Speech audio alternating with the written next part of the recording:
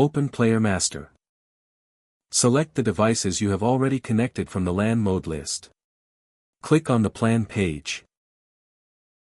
Click Add. Give the plan a name and click OK.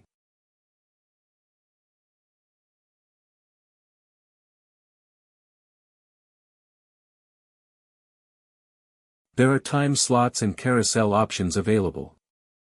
We have chosen to add a new carousel plan. Select the programs to play on a loop. Here you can adjust the program's loop time, down to the second.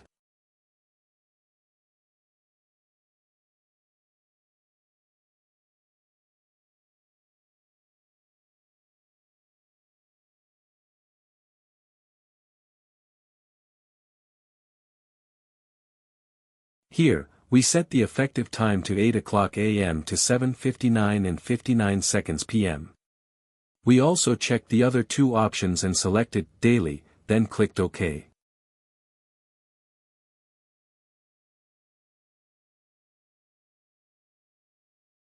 Close the program schedule page, click this arrow button to select device release.